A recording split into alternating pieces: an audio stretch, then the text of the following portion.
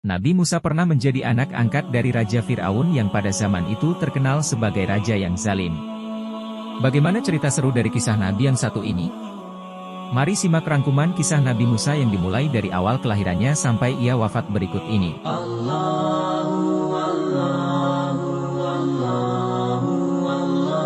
Cerita kelahiran Nabi Musa berasal dari Imam Al-Sudi yang juga diceritakan kembali oleh Abu Malik dan Abu Syalih serta dari Ibnu Mas'ud yang mendapatkan ceritanya dari kalangan sahabat. Awalnya Firaun yang saat itu menjadi raja bermimpi ia melihat api yang berasal dari Baitul Maqdis. Kemudian api tersebut membakar Mesir tapi pada saat itu api tersebut tidak membahayakan Bani Israel.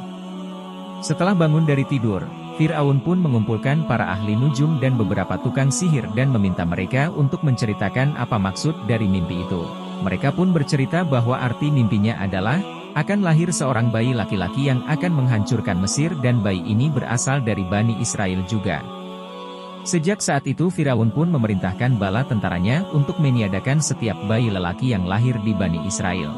Ia meminta mereka untuk membunuh bayi-bayi lelaki tersebut, tanpa terkecuali. Setelah itu, lahirlah Nabi Musa yang juga berasal dari kalangan Bani Israel.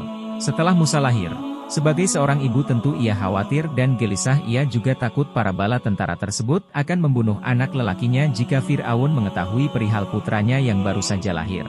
Allah Subhanahu wa Ta'ala pun akhirnya memberi ibunya Nabi Musa sebuah ilham untuk menghanyutkan Musa ke sungai. Tapi Allah berjanji akan memberikan kembali Musa pada ibunya suatu hari nanti. Muara sungai tempat Musa dihanyutkan ternyata sampai di istana Raja Fir'aun. Setelah itu Musa pun ditemukan oleh istri Fir'aun. Istri Fir'aun itu bernama Asyah binti Muzahim bin Ubaid bin Al-Rayyan bin Al-Walid. Setelah menemukan bayi laki-laki itu, akhirnya Asyah pun mengasuhnya dengan memberi Musa ASI dari perempuan yang juga sedang menyusui saat itu. Namun, muncul keanehan saat Musa akan diberi ASI oleh para ibu yang sedang menyusui. Musa tidak mau menyusu pada mereka sehingga ibu kandungnya pun menawarkan diri untuk menyusuinya. Akhirnya Musa mau menyusu pada ibunya dan hal itu menjadi bukti bahwa Allah telah mengembalikan Musa kembali pada ibu kandungnya. Sejak kelahirannya, Musa menjadi anak angkat dari Fir'aun dengan Asyah selama beberapa tahun hingga ia beranjak remaja. Pada suatu ketika Musa mendapati dua orang yang sedang berkelahi saat ia berjalan-jalan di kota. Orang pertama berasal dari pasukan Fir'aun dan orang kedua berasal dari Bani Israel. Setelah itu, ia pun membantu orang yang berasal dari Bani Israel dan memukul orang dari pasukan Fir'aun sampai orang itu meninggal di tempat. Musa takut Fir'aun akan memarahinya karena salah satu dari pasukannya mati di tangannya.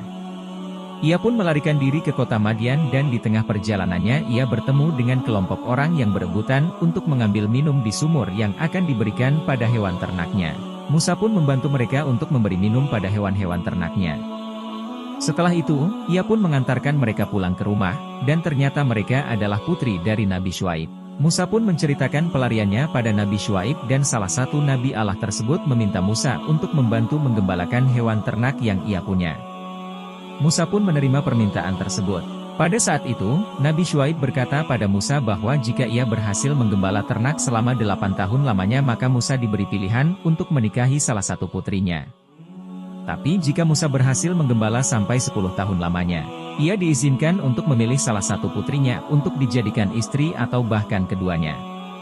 Seiring dengan berjalannya waktu, kisah Nabi Musa singkat berikutnya berlanjut ke waktu menggembala ternak Nabi Syuaib sampai 10 tahun lamanya. Musa pun tiba-tiba ingat dengan kekejaman Fir'aun dan bala tentaranya yang terus-menerus menindas Bani Israel. Musa pun menyampaikan keinginan pada Nabi Syuaib untuk kembali ke tempat asalnya, dengan tujuan menyelamatkan kaumnya dari penindasan yang dilakukan oleh Fir'aun. Nabi Syuaib pun memberi izin sehingga Musa kembali ke kota asalnya yaitu Mesir. Saat itu Musa sudah menikah dengan anak dari Nabi Syuaib yang bernama Syafura. Mereka berdua pun menuju ke negara Mesir. Ketika mereka tiba di sebuah bukit saat malam tiba, ia melihat sebuah cahaya dan Musa mendekati asal sinar tersebut. Setibanya di sana terdengar sebuah suara yang menuju ke arah Musa. Wahyu yang ia terima saat itu kurang lebih begini, "Musa, kamu sedang berada di sebuah lembah suci, lepaskan terompah yang kamu kenakan dan kamu menjadi rasul utusanku. Aku adalah Allah maka jalankan perintahku karena tiada Tuhan selain aku, dirikanlah solat dan menyembah hanya padaku." Nabi Harun pun dimintai tolong oleh Nabi Musa untuk menemaninya berdakwah. Setelah ia menerima wahyunya, Ia berencana akan meminta Nabi Harun berdakwah pada Fir'aun, tetapi ia mengalami kecacatan yang disebabkan oleh memakan bara api diminta oleh Fir'aun saat ia kecil. Hal ini membuat cara bicaranya tidak mudah dipahami sebagaimana manusia biasanya. Nabi Musa akhirnya melanjutkan perjalanannya menuju Mesir setelah menerima wahyu. Setelah sampai di sana menemui ibu kandung dan juga Nabi Harun, lalu mengajak Nabi Harun untuk berdakwah. Kisah Nabi Musa lengkap yang berikutnya yaitu menemui Fir'aun dan mengajaknya untuk ikut menyembah Allah. Ia pun berkata bahwa ia sudah menjadi utusan dan Rasul Allah yang akan mengajak Fir'aun untuk ikut menyembahnya. Tapi tentu saja Fir'aun menolak dan ia meminta bukti bahwa Nabi Musa memang utusan Allah dengan cara menunjukkan mukjizatnya. Tapi Fir'aun menyuruh para tukang sihir untuk melemparkan tali yang dimana tali-tali itu berubah menjadi ular. Allah Subhanahu wa Ta'ala pun mewahyukan kembali Nabi Musa untuk melemparkan tongkatnya. Setelah itu, tongkatnya berubah menjadi ular-ular yang besar yang pada akhirnya memakan semua ular si tukang sihir. Fir'aun sangat marah melihatnya dan ia menyebut bahwa Nabi Musa hanyalah seorang tukang sihir. Ia pun meminta mukjizat yang lainnya, Nabi Musa pun memasukkan tangannya ke dalam saku lalu mengeluarkannya lagi. Saat dikeluarkan, dari tangannya itu muncul cahaya yang sangat menyilaukan bagi Fir'aun dan pasukannya. Hingga Fir'aun meminta Nabi Musa untuk memasukkan lagi tangannya ke dalam saku.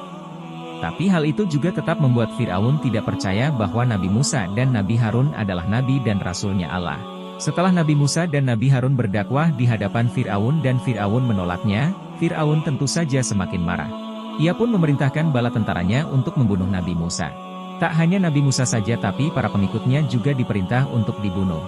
Mengetahui hal itu, Nabi Musa dan orang-orang yang menjadi pengikutnya melarikan diri ke Laut Merah. Saat itu Nabi Musa bingung dengan situasi yang serba menegangkan karena pasukan Fir'aun berada di belakang mereka sedang mengejar ia dan pengikutnya.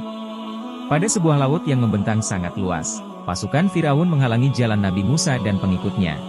Allah kembali memberikan wahyunya kepada Nabi Musa dengan meminta Nabi Musa memukulkan tongkatnya ke arah laut. Kemudian laut pun terbelah menjadi dua secara otomatis dan Nabi Musa memiliki jalan untuk menyeberangi lautan. Setelah Nabi Musa berada di seberang lautan, pasukan Fir'aun masih berada di tengah lautan. Allah pun memerintahkannya kembali untuk memukulkan tongkatnya lagi ke Laut Merah. Jadi laut kembali menjadi satu dan seluruh pasukan beserta Fir'aun tenggelam di laut tersebut. Dalam beberapa hari sesudahnya, tubuh Fir'aun ditemukan masih utuh dan tidak membusuk. Itu adalah peringatan dari Allah untuk orang yang menentang permintaannya. Kisah Nabi Musa selanjutnya muncul dari sebuah peristiwa pengujian kesabaran. Setelah mendapat wahyu lagi dari Allah, Nabi Musa pun berjalan menuju ke arah laut dan ditemani oleh sahabatnya yang bernama Yusha bin Nun. Ia pun memerintahkan sahabatnya itu untuk membawa ikan yang ada di dalam wadah. Jika ikan itu loncat ke air laut, ia harus memberitahu Nabi Musa karena tempat itulah yang menjadi tempatnya hambanya Allah. Setelah berjalan lama, keduanya merasakan kelelahan dan tertidur. Saat bangun Yusha bin Nun melihat ikannya loncat ke dalam air tapi ia lupa memberitahu Nabi Musa. Sehari semalam berikutnya ia baru memberitahu Nabi Musa mengenai ikan tersebut. Nabi pun kembali ke tempat mereka tidur tadi maka bertemulah ia dengan Nabi Khidir. Nabi Musa pun menyampaikan keinginannya untuk belajar dengan Nabi Khidir. Nabi Musa, Nabi Khidir, dan Yusha pun berjalan menuju laut dan menaiki perahu. Tapi perahu tiba-tiba diberi lubang oleh Nabi Khidir yang mengundang tanya dari Nabi Musa. Tapi Nabi Khidir hanya menjelaskan bahwa Nabi Musa tak akan bisa sabar jika bersama Nabi Khidir. Mereka berjalan lagi lalu bertemu dengan anak kecil yang secara spontan dibunuh oleh Nabi Khidir. Akhirnya Nabi Musa pun bertanya lagi mengapa ia sampai membunuhnya. Nabi Khidir pun kembali menjawab mengenai kesabaran Nabi Musa. Setelah itu, Nabi Khidir pun memberi peringatan pada Nabi Musa. Bahwa Nabi Musa tak boleh bertanya apapun lagi mengenai apa yang dilakukan oleh Nabi Khidir di perjalanan mereka yang selanjutnya. Hal itu hanya akan menjadi penghalang antara mereka berdua, begitu menurut Nabi Khidir dalam kisah Nabi Musa tersebut. Mereka tiba di sebuah desa dan menyampaikan keinginannya untuk bertamu lalu meminta makan di sana. Tapi ternyata penduduk desa menolak kedatangan mereka bertiga. Tiba-tiba mereka melihat ada suatu rumah yang akan roboh sehingga Nabi Khidir pun kembali mendirikan rumah tersebut. Sayangnya, Nabi Musa kembali bertanya pada Nabi Khidir mengenai alasannya mengapa mendirikan rumah yang roboh. Nabi Khidir pun dengan tegas menjawab bahwa Nabi Musa memang tidak akan sabar jika bersamanya. Maka ia akan mengakhiri perjalanan mereka tetapi dengan beberapa penjelasan terlebih dulu. Hikmah dari kisah Nabi Musa bisa dilihat dari beberapa alasan Nabi Khidir yang menguji kesabaran Nabi Musa berikut ini. Alasan Nabi Khidir menenggelamkan perahu. Hal itu disebabkan oleh akan adanya seorang penguasa yang kejam yang akan mengambil perahunya secara paksa. Jika perahunya dilubangi, maka penguasa itu tidak akan bisa mengambil perahunya. Alasan Nabi Khidir membunuh anak kecil adalah orang tua si anak kecil adalah seorang mukmin yang terbilang taat. Nabi Khidir khawatir setelah anaknya dewasa ia akan menjerumuskan orang tuanya pada kekufuran dan keingkaran. Jadi sebelum itu terjadi ia membunuhnya terlebih dulu dan berdoa kepada Allah Subhanahu wa Ta'ala orang tuanya akan diberi pengganti, yaitu anak yang syalih dan lebih baik. Alasan Nabi Khidir mendirikan tembok roboh. Rumah tersebut adalah milik anak yatim dan di bawah temboknya terdapat harta peninggalan dari orang tuanya.